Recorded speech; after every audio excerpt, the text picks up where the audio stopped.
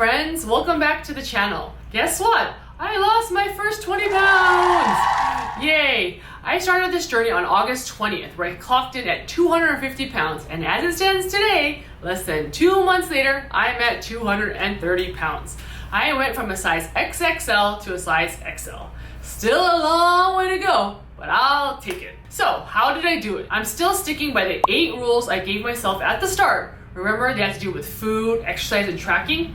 You can see those rules in my first video. Today I'm going to give you my 10 tips on how I actually lost those 20 pounds in less than 2 months. Are you ready? I promise this will be informative and fun. First up, have you heard of SMART goals?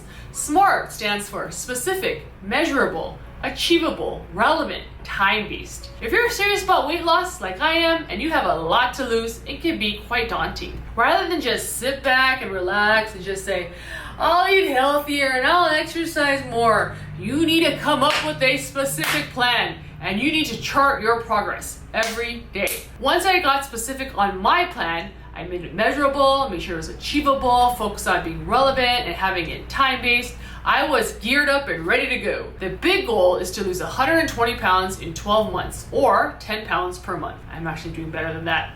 I busted out a whiteboard and at the top of it I wrote down my goal, and every day I changed out how much I weigh, how much I've lost, and how much I still have to go. I also review my 8 rules in the morning as a little reminder to stick to them. Second up is a weight chart. The first thing in the morning, I jump on the scale to check my weight. I know it's gonna be a bad day and my weight will go up if I indulge in something like I recently did with McDonald's French fries. Oh, they were so good.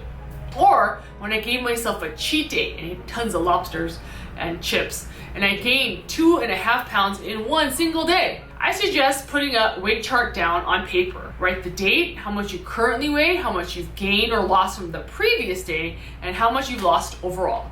I started to write what I ate or how much I worked out in the margins as a little note, which helps me see what's working and what's not. Even though I like the digital graph I get to see in Noom, and I still do that, I also like seeing the overall picture on a tangible sheet of paper. See October 8th when I finally lost my first 20 pounds?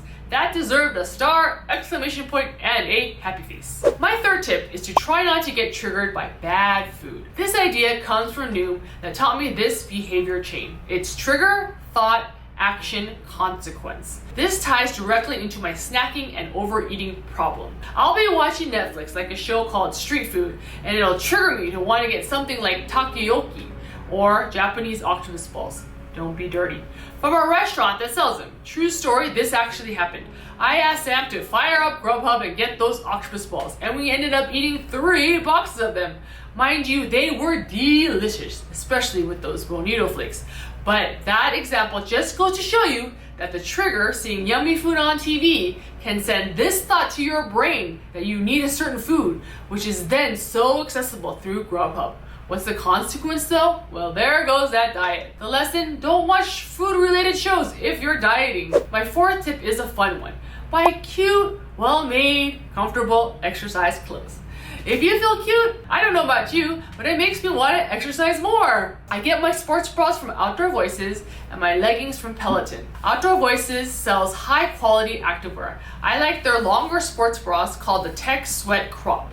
It's good fabric, lightweight, and breathable. For my leggings, I stick to Pelotons because they're comfortable, more thin, and more fashionable than Outdoor Voices leggings. I typically wear a tank top on top, which I get from Lululemon. They're long, but I have a long torso, so they cover my belly. They're also thin and comfortable. Can you tell I like comfort? My fifth tip is to get your partner or spouse to support you and not sabotage you.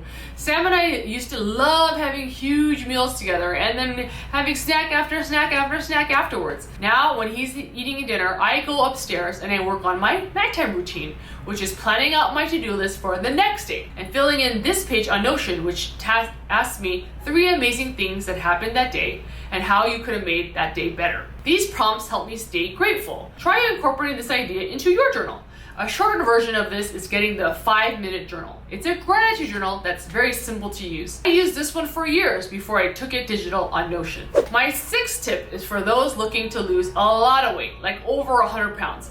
And this is to see your weight loss journey as a marathon, not a sprint. For me, This is a 1-year journey, and even though I want to get to that finish line sooner, I have to think long term. I have a friend who recently lost 100 pounds in a year, and she told me this tip. She said, see it as a year-long commitment. It's totally possible. Give it a year of consistency. At the same time, you don't want to get overwhelmed by the big number. This goes into my 7th tip, which is to break down to what you can do today. Rather than just having to lose 120 pounds on my whiteboard, I cross off that number each day and replace it with my current number I have to lose, so that I feel like I'm making progress. I also concentrate on that box that shows me how much I've lost so far. It's motivating to see that number grow. Each day I ask myself, what can I do today or right now to keep me on track? Sometimes that means getting on my Peloton, or that means having a healthy meal, like a salad. My 8th tip is to hide all the junk food in the house, which includes chips, cookies, and crackers. If you can't throw them away, hide them. When my kids' snacks are out on the counter, it's so tempting to reach out for them. By putting them all in the cupboards, it's out of sight, out of mind. Man, do I love those Cheez-Its and Pringles though. My 9th tip is to drink a lot of water a day. Buy good water bottles like from Swell, Hydro Flask, or my favorite right now, Geoda, and carry them around with you throughout the day. I always have a water bottle accessible. The Geoda ones are 32 ounces or 4 cups. I drink one of these completely during each of my workouts. Does drinking water help you lose weight? Well, because it has no calories, it's the better alternative over juice, soda, or sweetened tea or coffee. Finally, my 10th tip is to share your goals with your friends and family, kind of like I'm doing here. I know we talked about spouses before. This one is talking more about your kids, your sisters and brothers, and your friends. Tell them about your big goal and ask them for your support. This will make you feel accountable and will help you not break your word. One of the kindest compliments I have ever received is this: Alice, when you say you're going to do something, you actually do it. This makes me think back to the book, The 4 Agreements, and the agreement, be impeccable with your word. I want to show my kids and my family and friends that I can achieve anything that you can put your mind to, and that through discipline, commitment, and hard work, you can reach your goals. I recently heard this saying, quote, success is actually a short race, a sprint fueled by discipline, just long enough for habit to kick in and take over. This one hit me hard because through my 2 months, I found that this to be true. In the beginning, you need to have a lot of discipline, but once habit kicks in, it gets easier. Okay, one more quote just because this goes along with the last one. You first make your habits, and then your habits make you. Ooh, that's a good one. I hope you enjoyed my tips. If you'd like to see the rules I'm sticking by, check out this video. Thank you and so long.